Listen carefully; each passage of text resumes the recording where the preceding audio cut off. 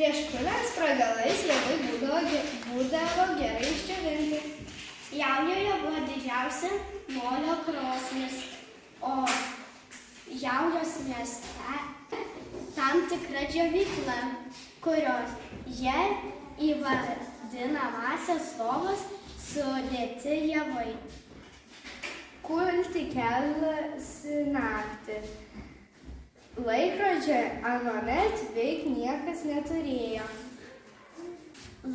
Todėl laiką nustatydavo iš žvaigždžių arba iš giedančių gaidžių.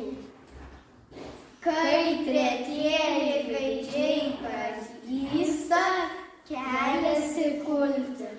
Jei kula du, išeina šitaip. Tu man, tau man, tau man, tau man.